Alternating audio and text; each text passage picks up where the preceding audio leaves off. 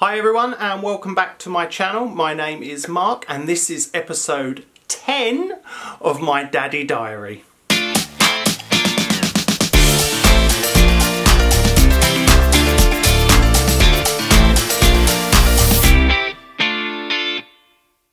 Sophie is now 10 weeks old and the time has absolutely flown by. I can't believe we're already at 10 weeks.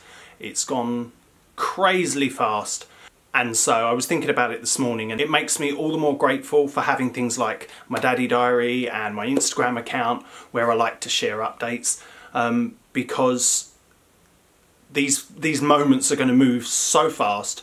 They're going to be gone so quickly, and I'm so glad that modern technology allows me to sort of capture these moments so that I don't ever forget them, and like years down the line I'll be able to look back and hopefully they will evoke those emotions and remind me of what it was like. I just can't get over the fact it's 10 weeks already. It's crazy. Sophie is doing absolutely wonderfully. She's still not quite sleeping through the night. She sort of lulls us into a false sense of security. I think she'll have a night where she'll go right the way through and then the following night she's like, ha ha ha, no. So we're kind of adjusting to that and that's fine. She's doing great. You know, she's not unwell or anything like that. So if she doesn't sleep through the night, she doesn't sleep through the night, you know. Let's say I'm actually fine with it. I'm okay with the sleep as I'm getting. It's sort of I've always been fairly good at minimum sleep, I guess. As long as I don't try and nap. What I've actually started doing is sort of forcing myself to stay up. If I think she's going to wake up at midnight for a feed, I just stay up and then go to bed afterwards rather than having a sort of an hour. She is definitely getting a lot more vocal. She's always been fairly vocal anyway. I've mentioned before that, you know, she's got a set of lungs on her. But she is starting to develop those more individual sounds depending on what she wants. And she also just loves to chat. She's quite happy laying with us and just ahhing and oohing and chuckling away and whatnot. And we talk back to her and just keep sort of encouraging, like almost like a conversation, which feels really weird. Felt really weird at first because you feel like you're having this completely one-sided conversation that makes no sense. You're like, yeah, we'll do that. Oh, that's definitely a good idea. You know, just to try and keep the conversation going. It's bizarre. I think it's something all parents do. You react to them and then that encourages them to make more sounds and so on. So we've been doing a lot of that this last week. She even lets us know now when she's tired, and we've sort of been able to determine when a cry is because she's just got the or she wants to have a whinge, when she wants her food, or when she wants to go to bed. She never used to really do that. She'd normally just fall asleep wherever, and we've noticed now she doesn't really like to sleep next to us on the sofa or anything like that, or on her playmat or anywhere else, or on her cushion even. She likes to be put into her basket. If she's tired and wants to sleep and obviously can't fall asleep wherever, she'll cry at us to let us know. You put her into a basket, gone, done. And so that's kind of handy actually, because we get a better sense of when she wants to sleep as well, rather than sort of going, oh, it's been X amount of hours, she's due a nap. She's actually kind of leading us in that sense, which is really helpful. Like I say, she's doing really well and we are just loving being parents. Like I say, the 10 weeks has absolutely flown by. It's been wonderful. So everything's going good.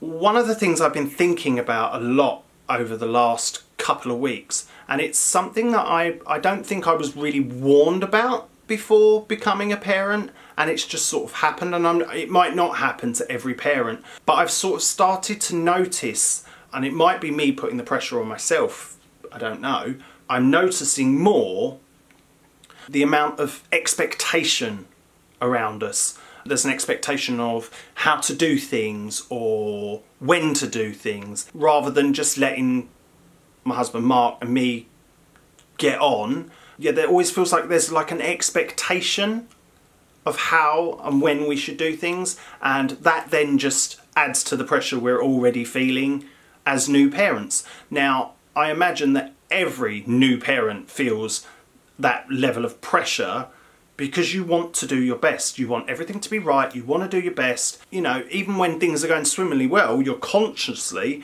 going, right, let's keep this up almost. And so you're already, there's a lot of pressure on yourself to be the best parent you can be.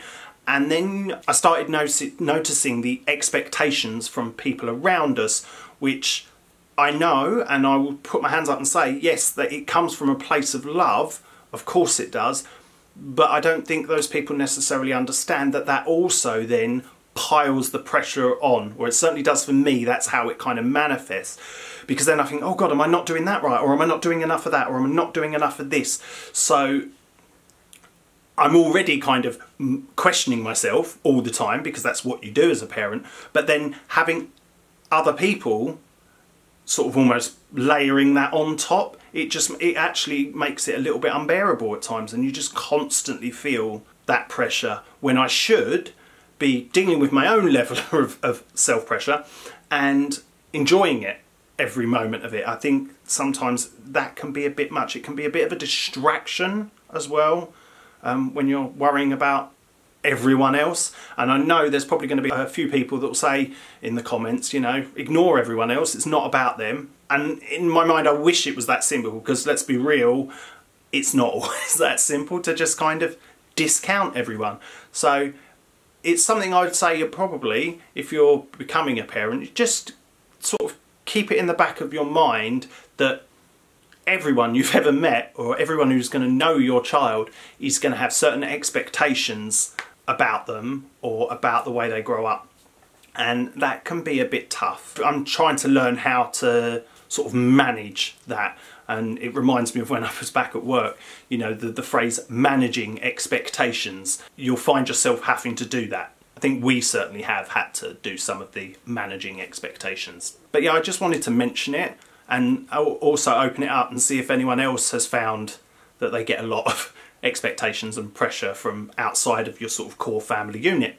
So yeah, let me know in the comments below. Not Sophie related, but this week I also had an absolutely fantastic day out with Lisa. It was really, really nice actually, just to spend some time with her, just me and her out, enjoying something that we both absolutely adore. I had a really amazing day out, and I actually did a separate video for that, so I will link that below, and I've sort of called that my daddy day out, because it was a day out without Sophie. We also this week had a really cool family day out. Mark and my mum and Sophie, we all went to a German Christmas market type thing, and I have filmed, I'm working on a video putting that together at the moment, so that should be up soon-ish. I'm not sure when. I might hold off and do it once we're into December and actually should be talking about Christmas, because apparently you're not allowed to talk about Christmas in November. Apparently.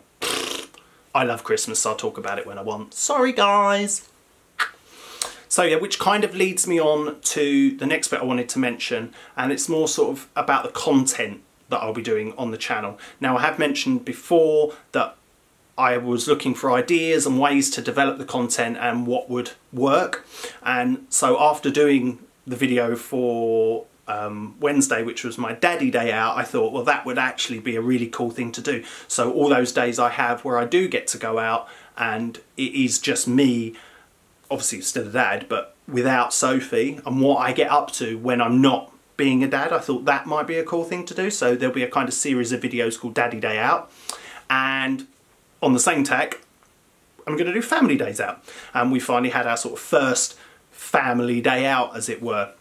And those, I'm going to try and make those like special occasions or places that we've gone to visit together as a family. So look out for those videos. Like I say, I'll link them down below in the comments. That was just to kind of give you a bit of an update on what I'm thinking in terms of content going forward. Don't worry, I'm not stopping the Daddy Diaries. I really enjoy doing this kind of weekly catch-up. Even if no one's watching it, it's great for me because I get to, it's kind of almost cathartic. I get to chat about what's gone on this week, and in 10 years I'll probably look back and go, God, I've completely forgotten about that, or I'd forgotten how hard that was, or oh my God, that was such an amazing time. So that's part of the reason I'm doing it, is totally for my own benefit as well, but I like to be able to share it and get everyone else's experience and advice and knowledge as well. So whilst also talking about content, I thought that with Sophie being now 10 weeks old and we're very quickly heading to that 3-month point, which is kind of a milestone, I had mentioned in the past about doing a QA, but I wanted to wait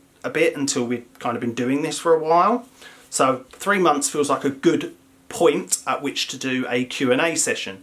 So if you have any questions about our first 3 months as dads, drop them in the comments below, and what I'm going to do is I'll compile them all, and then I'm going to do a separate video from the Daddy Diary answering everybody's questions, hopefully, if there are lots. There might not be any, which could be a little bit awkward. That will probably be released on the same day.